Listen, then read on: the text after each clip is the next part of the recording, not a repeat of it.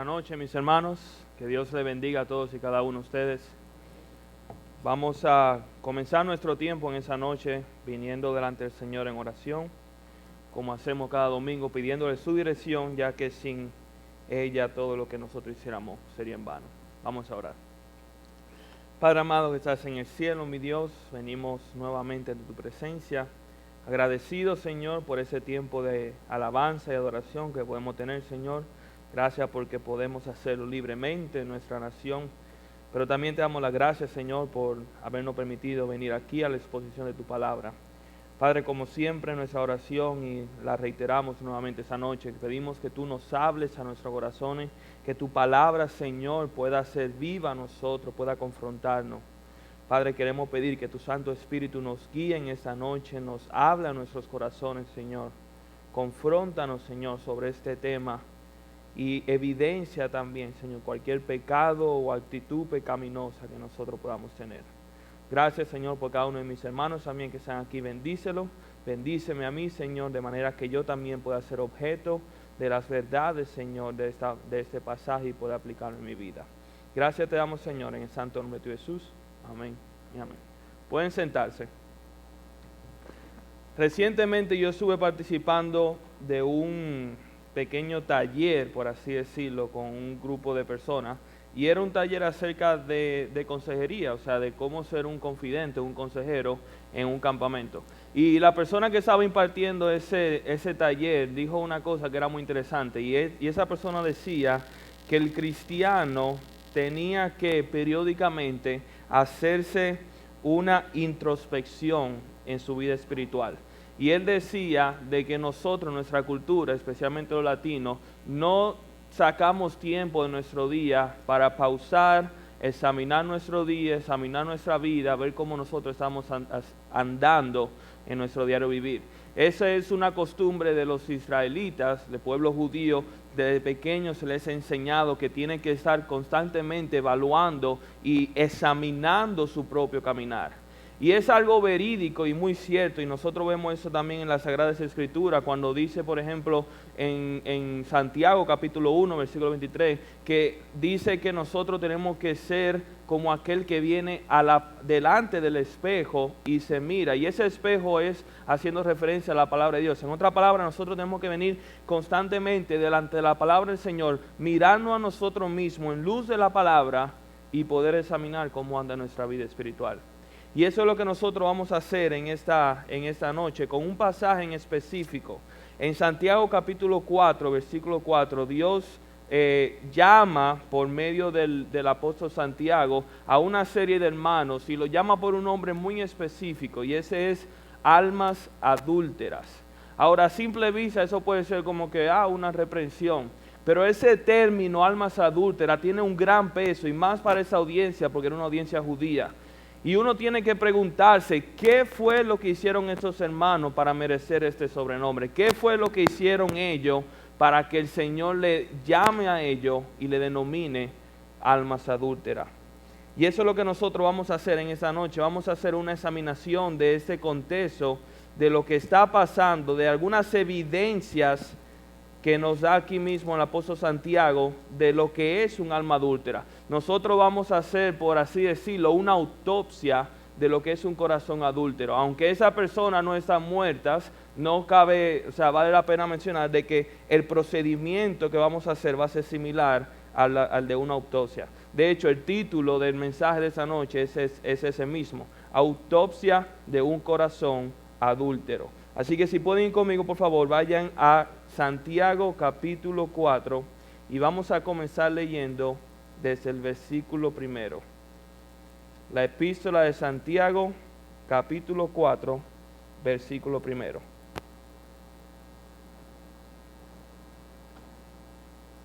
Dice así la palabra del Señor: ¿de dónde vienen las guerras y los pleitos entre vosotros? ¿No es de vuestras pasiones las cuales combaten en vuestro miembro? Codiciáis y no tenéis, matáis y ardéis de envidia, y no podéis alcanzar. Combatís y lucháis, pero no tenéis lo que deseáis, porque no pedís. Pedís y no recibís, porque pedís mal para gastar en vuestros deleites. Oh almas adúlteras, ¿no sabéis que la amistad del mundo es enemistad contra Dios? Cualquiera pues que quiere ser amigo del mundo se constituye enemigo de Dios. Que el Señor bendiga su santa palabra. En esa noche vamos a ver 3 evidencias de un corazón adúltero. Y antes de nosotros entrar de lleno en el mensaje de esa noche, es importante nosotros entender el contexto, como siempre hacemos, de lo que está sucediendo. La epístola de Santiago es una epístola escrita por Santiago, también conocido como Jacobo, el cual era el medio hermano de Jesús. O sea, no estamos hablando de Santiago, el que era líder de la iglesia de Jerusalén y uno de los apóstoles, sino que este era Santiago, el medio hermano de nuestro Señor Jesucristo. Y él escribió esta carta a unos judíos, como dicen al principio de la epístola, a las 12 tribus que estaban esparcidas, y haciendo referencia al pueblo judío que había creído en Cristo Jesús como Señor y Salvador y había sido dispersado por la región a raíz de las persecuciones. Y el tema principal de esta epístola es la madurez espiritual. Aunque uno puede proponer otros diferentes temas debido a la diversidad de temas que tiene el libro, un tema que sí es consistente, que nosotros vemos aquí, es precisamente ese, lo que es la madurez espiritual. Y nosotros vemos en el capítulo anterior, que es en el capítulo 3, el cual es el famoso capítulo de la lengua, en el cual nosotros vemos aquí como el apóstol Santiago habla acerca de lo que es el poder que tiene la lengua. Y más abajo también dice en los versículos 13 y 18 sobre lo que es la sabiduría carnal contra la sabiduría espiritual. Y él termina diciendo en el capítulo 3 de que esa sabiduría espiritual trae como consecuencia paz. Ahora, ¿por qué yo digo todo esto?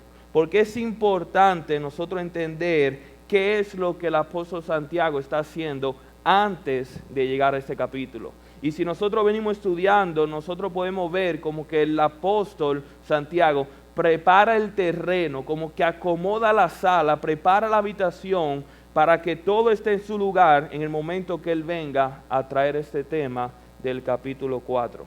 De hecho, la primera evidencia que nosotros vemos de un corazón adúltero es precisamente la que se encuentra en el versículo 1, y esa es pleitos y guerra. Dice el versículo 1, ¿de dónde vienen las guerras y los pleitos entre vosotros?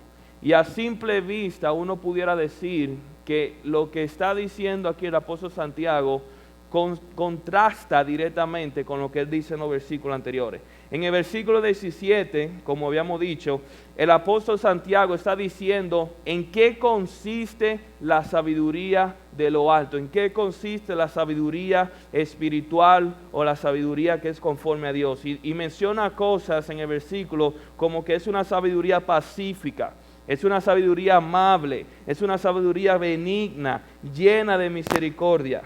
Y después llega al versículo 18 y dice, y el fruto de justicia se siembra en paz y para aquellos que hacen la paz. En otra palabra, o sea, esta justicia, una de las consecuencias de esta justicia es que las personas que la practican van a vivir en paz. Sin embargo, cuando llega al versículo 1, ¿qué le dice? ¿De dónde vienen las guerras y los pleitos entre vosotros? ¿De dónde vienen las guerras y los pleitos entre vosotros? Santiago sabía que esos versículos, el 17 y el 18, no eran una realidad en la vida de sus hermanos. Y él sabía que a pesar de que él lo enseñaba en el capítulo anterior, él tenía que explicar por qué estos hermanos no habían alcanzado esta sabiduría espiritual del cual él decía. Y es interesante los términos que usa el apóstol Santiago cuando él se refiere a que en ellos, de dónde vienen estas guerras y de dónde vienen estos pleitos. Si nosotros estudiamos la palabra del original cuando se refiere a guerra y a pleito, nosotros podemos entender que cuando habla de guerra se está refiriendo ya a un debate o a un confrontamiento entre dos grupos. Dígase entre dos grupos de personas. Pero después entonces él menciona pleitos. Y cuando nosotros estudiamos lo que era ese pleito, nosotros vemos que es una lucha ya individual de una persona con otra persona. O sea que en otra palabra lo que está diciendo el apóstol Santiago es que entre estos hermanos a los cuales él escribe, habían guerras y habían conflictos personales y congregacionales. O sea, como grupo había conflicto y guerra entre ellos, pero también como individuo, entre ellos mismos había guerra y conflicto. Y entonces aquí viene la pregunta que le hace el apóstol Santiago.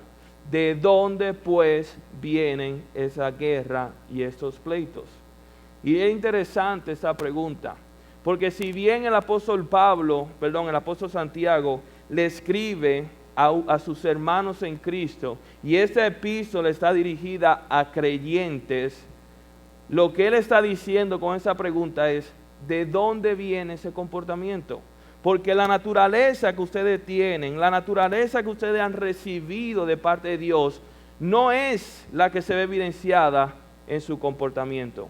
De hecho, Gálatas capítulo 5, versículos 22 y 23 nos enseña que el fruto del Espíritu es amor, gozo, paz, paciencia, benignidad, bondad, fe, mansedumbre, templanza, y contra tales cosas no hay ley.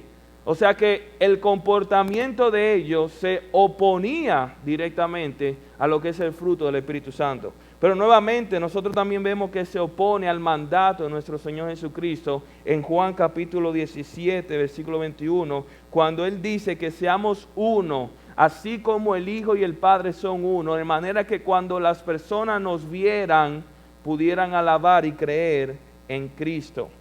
Y él está diciendo aquí el apóstol Santiago, ¿de dónde pues viene ese comportamiento? ¿De dónde vienen las guerras? ¿De dónde vienen esos pleitos entre ustedes que no son conformes al carácter de Cristo? Que no son conformes al Espíritu que han recibido, que no son conformes al fruto del Espíritu y a la obra de Cristo en ustedes. Y él nos da la respuesta en el mismo versículo un poco más adelante. Dice en el mismo versículo 1, ¿no es de vuestras pasiones las cuales combaten en vuestros miembros? Y aquí hay algo que nosotros tenemos que aclarar de antemano, y es lo que significa la palabra pasiones. La palabra pasión aquí en este versículo es la palabra griega hedone, que significa placer o deleite, pero su definición es la misma. Se usa de la gratificación del deseo natural o de los deseos pecaminosos. En otra palabra, es hacer lo que nosotros deseamos y buscar la satisfacción de nuestros sentidos. Es de esa palabra hedone, del cual nosotros sacamos nuestra palabra en español, que es la palabra hedonismo. ¿Y qué es el hedonismo? El diccionario de la Real Academia define el hedonismo de la siguiente forma, y es doctrina que proclama el placer como fin supremo de la vida. Es aquella forma de vida en la cual yo vivo y trabajo y hago todo el esfuerzo posible en mi vida, de manera que yo pueda sentir placer en esa vida, de manera que yo pueda satisfacer mis necesidades de mis sentidos en esa vida. Y cuando nosotros vemos aquí que el apóstol Santiago está diciendo de que estos hermanos verdaderamente estaban luchando por causa de sus pasiones, nosotros podemos decir con mucha certeza que la razón por la cual se estaban evidenciando estos pleitos y guerras entre los hermanos era nada más y nada menos que por deseo pecaminoso. Era simple y llanamente por su concupiscencia y el deseo que ellos tenían de satisfacer su pecaminosidad. Es hacer el placer personal mi propósito final de todo lo que hago en mi vida, que era lo que estaban haciendo los hermanos aquí en esa epístola. Y cuando en una congregación cada uno antepone sus necesidades, sus deseos antes que lo demás, y no solamente eso, sino que cada vez cuando nosotros vemos en una congregación nosotros vemos que personas que conforman esa congregación, cada uno antepone su deseo, cada uno antepone su necesidad, y más si esos deseos son pecaminosos, es cuestión de tiempo hasta que nosotros veamos que el resultado de eso va a ser precisamente guerra y pleito. En el momento que cada uno esté buscando su propia autosatisfacción sin considerar el otro, sucede lo que estaba sucediendo en estos hermanos, que eran guerras y pleitos entre ellos. Ahora, hay que mencionar algo importante aquí, y es que hay una diferencia entre lo que es pleitos y guerras y lo que es desacuerdo. Esto no significa que no va a haber desacuerdo en una congregación. Esto no significa que no va a haber desacuerdos en el cuerpo de Cristo, en su iglesia. Nosotros podemos tener diferencias o desacuerdos sobre un tema específico y aún así, a pesar de ese desacuerdo, podemos mantener la paz. Siempre y cuando ese desacuerdo no sea ni doctrinal ni basado en lo que son fundamentos de la fe cristiana, porque eso no son negociables. Sin embargo, si yo tengo desacuerdo con respecto de que si el 12 discípulo debió ser el apóstol Pablo o si debió haber sido Matías, esos desacuerdos, a pesar de que yo puedo tener diferencias, no necesariamente generan una guerra, no tiene que generar pleito y podemos vivir en paz estando de acuerdo en estar en desacuerdo. Sin embargo, nosotros vemos, un ejemplo de eso que vale la pena mencionar es el mismo apóstol Pablo con Bernabé, el cual en un momento dado, cuando ellos llegaron a un punto en su vida, tuvieron un desacuerdo de si tomaban a Marcos o no en su viaje misionero, y ellos simplemente dijeron, mira, tú piensas de esta forma, yo pienso de esta forma, vamos a separarnos. Y dice la palabra que Bernabé tomó a Marcos y que Pablo tomó a Silas y se separaron en sus caminos. Más adelante, los caminos de Pablo y los caminos de Marcos se volvieron a entrecruzar y volvió a prevalecer la paz, volvió a prevalecer el amor, y es como si nunca se hubieran separado. ¿Por qué? Precisamente por eso, porque había un desacuerdo, pero no había una guerra. Pero no puede haber un lugar para guerras ni pleitos en el cuerpo de Cristo. En el cuerpo de Cristo no hay tolerancia para lo que es la guerra y el pleito. Y eso se opone por completo a la esencia de lo que es la iglesia y el cuerpo de Cristo. Colosenses capítulo 3, versículo 15 dice lo siguiente: y la paz de Dios gobierna en vuestros corazones, a la que asimismo fuisteis llamados en un solo cuerpo, y sed agradecidos. En otra palabra, Cristo, la paz de Dios, la cual nosotros hemos recibido por medio de Cristo, uno de los propósitos de esa paz de Dios es para que nosotros podamos vivir en paz en el cuerpo de Cristo. O sea, que decir que en el cuerpo de Cristo hay guerra o pleito es simplemente decir de que este versículo no está siendo aplicado. Y otra cosa que hay que decir, que si hay guerra, búsquenlo, que hay pecado. Como nosotros vemos aquí en ese pasaje, la razón por la cual en esos hermanos había guerra, la razón por la cual había pleito entre estos hermanos, era porque cada uno estaba buscando satisfacer su propio deseo pecaminoso. Cada uno estaba tratando de alimentar su comportamiento, su concupiscencia pecaminosa. El cristiano está llamado a luchar contra principados, potestades, gobernadores de la tiniebla de este siglo, contra huestes espirituales de maldades, pero nunca es llamado a pelear entre sí mismo. El cristiano nunca es llamado a hacer guerra contra otro cristiano. Un creyente que no está en comunión con sus hermanos no puede estar en comunión con Dios. Como decía el mismo apóstol Juan en 1 Juan, dice, si tú dices que me amas y aborreces a tu hermano, tú eres mentiroso. Porque ¿cómo puedes amar a Dios, el cual no has visto, y aborrecer a tu hermano? Mi relación con mi prójimo va directamente entrelazado con mi relación con Dios.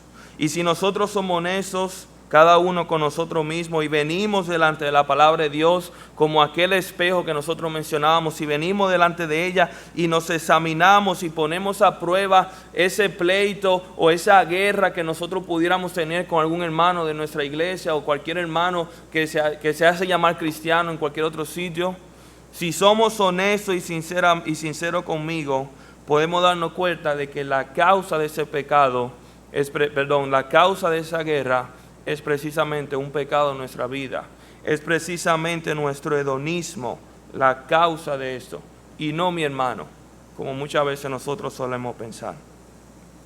La primera evidencia de un corazón adúltero vemos que es guerra y pleito entre nosotros. La segunda evidencia que vemos aquí también en este pasaje es lo que es la codicia. Y eso se encuentra en el versículo 2 del capítulo 4. Dice así: codiciáis y no tenéis, matáis y ardéis de envidia y no podéis alcanzar. Combatís y lucháis, pero no tenéis lo que deseáis, porque no pedís. Pedís y no recibís, porque pedís mal para gastar en vuestros deleites. La primera evidencia de un corazón adúltero es precisamente guerras y pleito. La segunda evidencia que nosotros vemos en este pasaje es la codicia entre los hermanos, es la codicia de nuestro propio ser. La palabra codicia viene del griego epithumeo, el cual significa fijar el deseo sobre.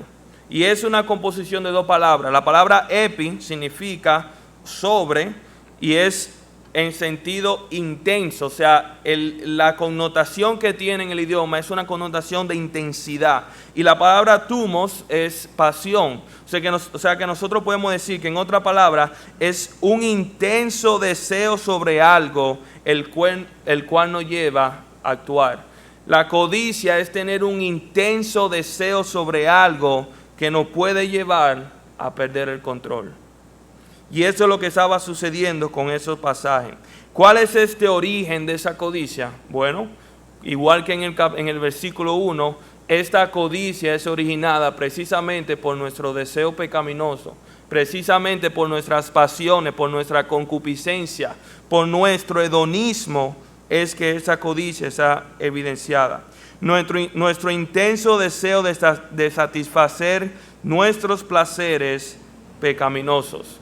Y algo interesante que nosotros vemos en estos versículos, es el efecto de bola de nieve, en el cual una acción lleva a otra acción, la cual lleva a otra acción, y ya la intensidad de la acción se va agrandando al punto tal de que el resultado o el impacto de lo que nosotros hacemos viene a ser mayor que lo que nosotros hubiéramos esperado o el que nosotros estábamos dispuestos a que fuera. Y eso lo vemos en los versículos 2 y en los versículos 3, cuando dice: codiciáis y no tenéis, así que matáis. Y eso habla de que tienen un intenso deseo de algo, pero no pueden conseguir eso.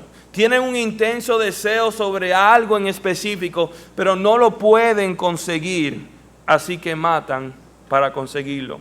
Y cuando aquí habla matar, puede referirse tanto en el sentido de la palabra, como decía nuestro Señor Jesucristo, de que si nosotros pensábamos hacerle daño a una persona, el simple hecho de pensar en eso ya éramos culpables de homicidio. Pero también podemos decir que es en el sentido literal, de que hay personas, y nosotros sabemos que simplemente han matado a otra persona por codicia o por envidia. Y eso está diciendo aquí: codiciáis y no tenéis, y así que matáis. Pero después dice: y ardéis de envidia y no podéis alcanzar. Aún teniendo lo que ellos codiciaban, se dan cuenta de que no es suficiente, de que no produjo esa satisfacción que ellos esperaban. Por ende, ellos no recibieron lo que no pudieron alcanzar, y crea en ellos una sensación de frustración. Crea en ellos una sensación de frustración y de tener que procurar más. Y eso produce lo que dice a continuación: combatís y lucháis, pero no tenéis lo que deseáis, porque no pedís. El estado de pecado en el que ellos se encuentran simplemente le prohíbe orar. Ellos no tienen el deseo y ni la necesidad de orar al Señor para saber si lo que ellos están pidiendo es verdaderamente lo correcto. Y aún si ellos quisieran orar, como dice en el versículo siguiente, dice: pedís y no recibís, porque pedís mal para gastar en vuestro deleite. Aún si ellos llegaran a orar pensando que el Señor le va a responder y le va a dar eso que ellos desean, dice aquí: el Señor no te va a responder. ¿Por qué? Porque tú estás orando para gastarlo en lo que son tus deseos pecaminoso. Tú le estás orando al Señor para que el Señor permita que tú disfrutes el pecado, lo cual sabemos que Dios bajo ninguna manera contestará esa oración. Y en ese versículo 3 hay dos palabras que son interesantes. Cuando dice gastar, lo que quiere decir en el idioma original es malgastar o desperdiciar. Y la palabra deleites es la misma palabra que vemos en el versículo 1, que se traduce como pasiones pecaminosas o como hedonismo. En otra palabra, ellos pedían de manera que ellos puedan derrochar y malgastar en sus placeres pecaminosos. Y es imposible que Dios bendiga o que conteste esa oración. La codicia, como cualquier otro pecado, nunca sacia. Siempre quiere más. Un deseo errado, nosotros vemos, lleva a una acción errada. Y una acción errada lleva a un acercamiento errado. Y lo vemos en ese pasaje. Un deseo pecaminoso llevó a acciones pecaminosas. Por ejemplo, mentir, asesinar. Y ese comportamiento pecaminoso llevó a un acercamiento pecaminoso. Pensar que Dios te va a responder tu oración pecaminosa y te va a conceder los deseos pecaminosos de tu corazón. Y nosotros vemos esto muy evidenciado en la vida del rey David. A veces uno lee ese pasaje y dice, wow, o sea, puede que la escritura esté exagerando, porque ¿quién ha codiciado hasta el punto de matar? El rey David. El rey David, nosotros vemos que este patrón fue evidenciado en su vida cuando él vio a Betsabé desde su aposento. Y cuando vio, codició y quiso tenerla, pero no pudo. Sí que la llamó. Y a raíz de ese codicia y ese pecado, entonces ella quedó embarazada y él quiso encubrir su pecado, pero no pudo. Así que esa codicia lo llevó ¿a qué? A la mentira y al homicidio, matando a Urías el heteo. Y aún así él siguió su vida como si nada hubiera pasado hasta que vino el profeta Natán, si mal no me equivoco, y fue quien lo confrontó y le dijo, tú has pecado delante del Señor. Primera de Timoteo capítulo 6 versículo 9 dice, porque los que quieren enriquecerse caen en tentación y lazo, y en muchas codicias necias y dañosas que hunden a los hombres en destrucción y perdición. Los que quieren enriquecerse, y aquí podemos aplicarle no solamente el sentido económico de dinero, sino puede ser enriquecerse de placeres, de vanidad, de cualquier otra cosa, caen en lazo de codicias necias y dañosas que hunden a los hombres en destrucción y perdición. La codicia no es un pecado inofensivo. De hecho, ningún pecado lo es. Pero la codicia es solo el primer paso de una caída moral y degenerativa cuyo único fin es la autodestrucción del hombre. El pecado es el primer paso de una serie de pasos que nos llevarían a nuestra destrucción. La codicia ha sido la caída de muchos hombres en las Escrituras. Vemos el ejemplo de Acán, del pueblo de Israel, que él tomó del manto babilónico y de los despojos de la guerra que el Señor había dicho que eran anatema y que nadie podía hacerlo, y su codicia lo llevó a tomar, resultando así la derrota de Israel y más adelante su propia muerte y la de su familia. Vemos el ejemplo de esta mañana del mismo Judas Iscariote, el cual dice la palabra que él entregó a Jesús fue por dinero, por 30 piezas de plata, y que él también, siendo parte de los discípulos, sacaba dinero y robaba del dinero de las ofrendas, del dinero que ellos administraban. Y ya nosotros hemos mencionado aquí el ejemplo del rey David. Así que hasta ahora nosotros hemos visto dos evidencias de un corazón adúltero. Número uno, un corazón adúltero es evidenciado por las guerras y los pleitos entre sus hermanos. Número dos, un corazón adúltero es evidenciado por esa codicia de satisfacer sus deseos pecaminosos a toda costa. Y número tres, nosotros vemos que ese corazón adúltero es evidenciado por una amistad con el mundo, como dice en el versículo 4. Dice el versículo 4, oh almas adúlteras, ¿no sabéis que la amistad del mundo es enemistad contra Dios? Cualquiera pues que quiera ser amigo del mundo se constituye enemigo de Dios. Y aquí nosotros llegamos a esta frase que nosotros mencionamos al principio. Oh almas adúlteras. Y aquí lo que hace Santiago es que él va a la raíz del problema. Santiago aterriza en los corazones de sus lectores cuál es el problema principal de estos hermanos que ha causado que ellos tengan el apodo o que él mismo lo llame como almas adúlteras. Su primer acercamiento fue un acercamiento superficial. Y ahí mientras él va desarrollando lo que es su conversación, nosotros vemos que él cada vez va profundizando más en el corazón y en el corazón del pecador hasta llegar aquí a este versículo. Y es como un médico que ve los síntomas, primero trata de curar el síntoma, pero no se detiene ahí, sino que él tiene que saber qué es lo que produjo esos síntomas. Porque si no tratamos la enfermedad, tarde o temprano, los síntomas van a volver y van a causar el mismo daño. Y eso es lo que está haciendo aquí el apóstol Santiago. Incluso nosotros vemos un cambio de tono en lo que es el acercamiento del apóstol Santiago. Anteriormente en la misma epístola, en diferentes capítulos, cuando el apóstol Santiago se refería a sus lectores, él decía, hermanos míos, constantemente él decía, hermanos míos. Sin embargo, cuando él llega aquí, él no utiliza esa frase, sino que lo llama, oh almas adúlteras, oh almas adúlteras. Y ese término es un término muy conocido para esa audiencia a la cual estaba hablando. Como bien ustedes recordarán, estos hermanos eran de descendencia judíos, eran judíos por pueblo de Israel.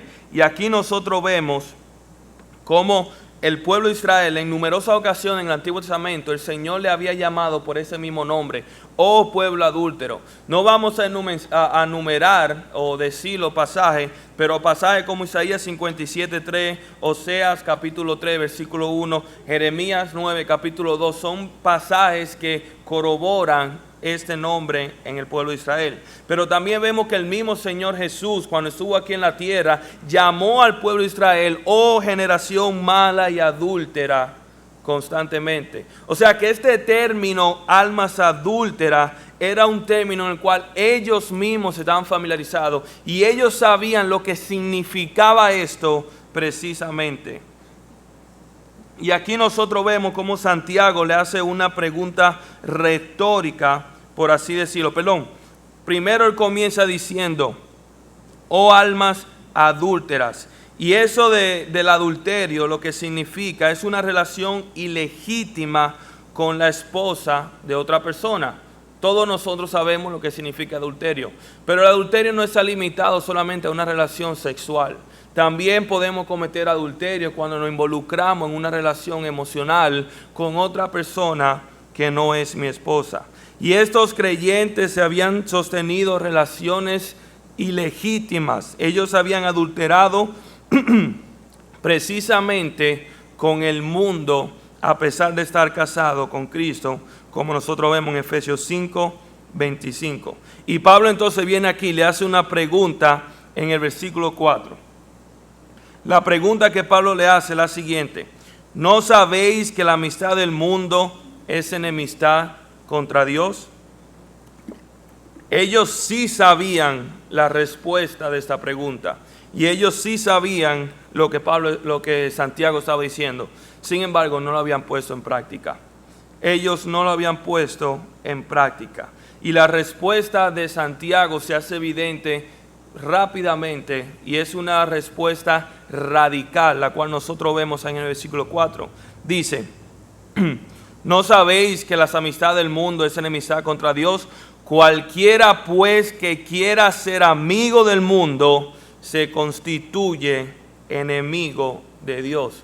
Y aquí Santiago nos da una respuesta directa y radical. Si tú eres amigo de Dios, del mundo, obligatoriamente entonces tú eres enemigo de Dios. No existe lugar para término medio, no existe lugar para terreno neutro en esta relación. Tú no puedes ser amigo del mundo y ser amigo de Dios, porque ambos son completamente opuestos el uno del otro. Es como decir que, por ejemplo, hoy el día es de noche y es de día. O sea, es imposible que sea de día y de noche al mismo tiempo. No puede hacer frío y calor al mismo tiempo. Y no puede estar seco y mojado al mismo tiempo, porque son términos que se oponen completamente. De igual forma, el mundo y Dios se oponen completamente.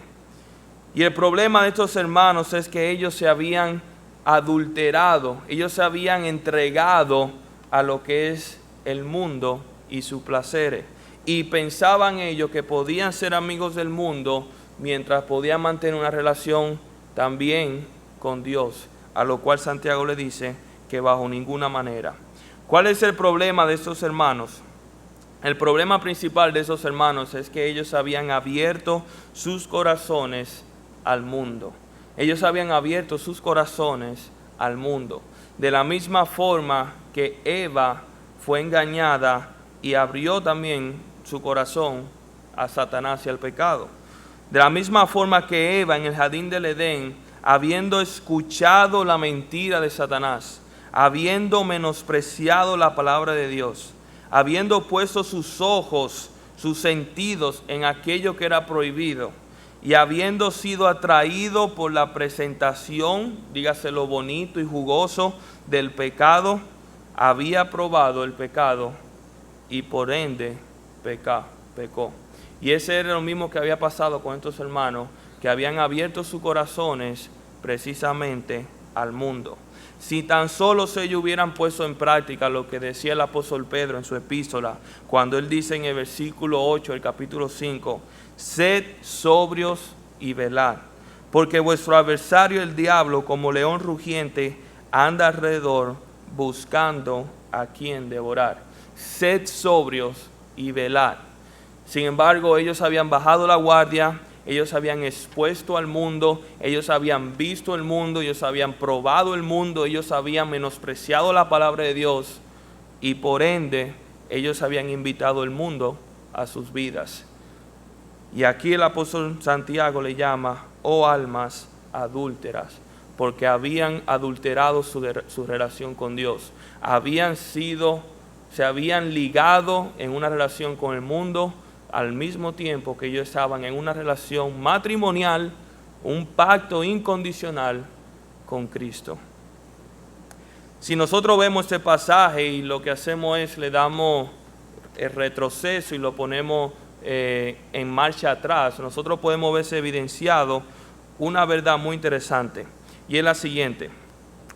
Los hermanos a quienes Santiago le escribían habían sido expuestos al mundo, y esto dio como resultado que ellos establecieran una amistad con el mundo.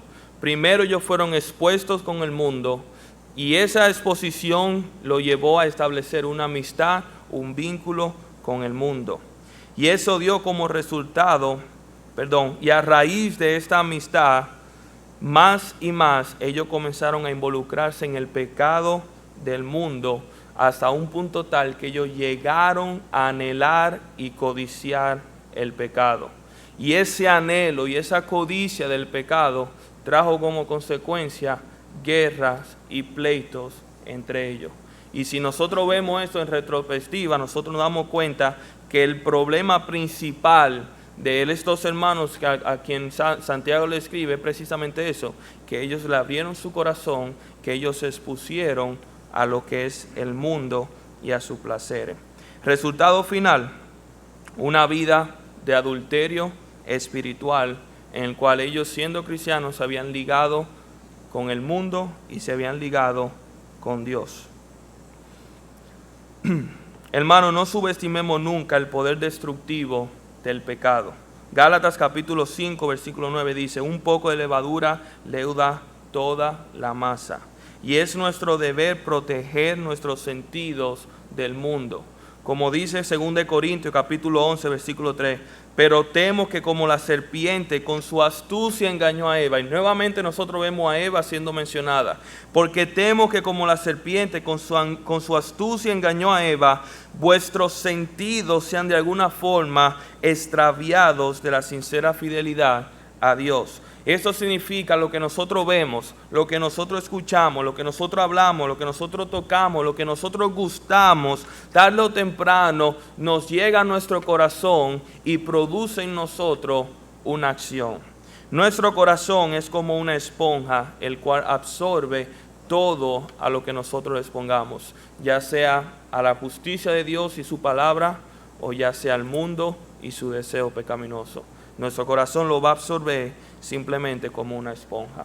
Y ya para terminar, mis hermanos, solamente existen dos finales, dos conclusiones para un corazón adúltero, según nosotros vemos, tomando en cuenta que esto es en personas que han sido nacidos de nuevo, personas que profesan con haber creído en Cristo Jesús como Señor y Salvador.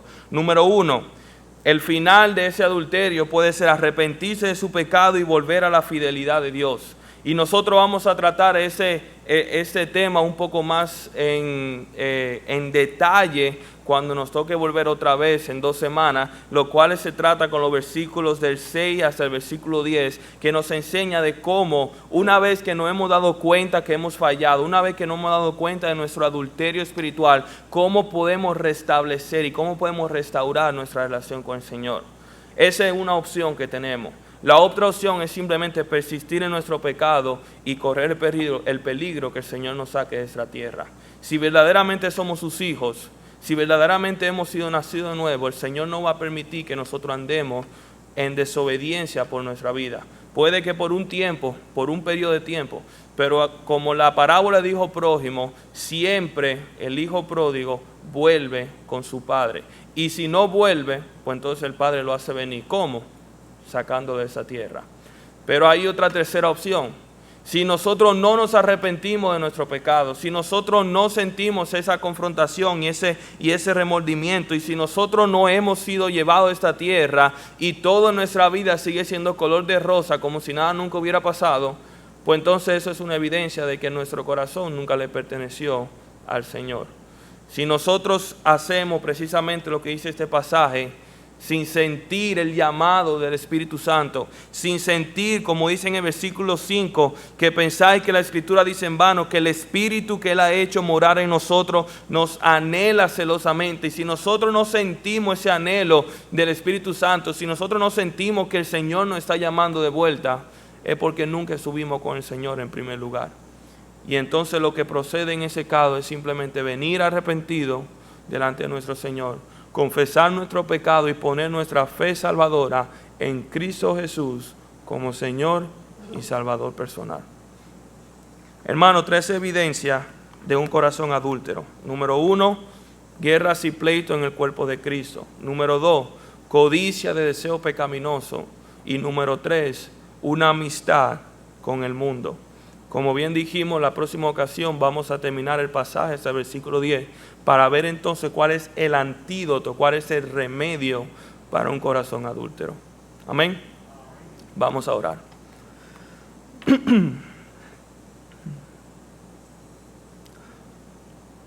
Padre, te damos gracias por tu palabra, Señor, por el ejemplo que nosotros vemos, Señor, en ella.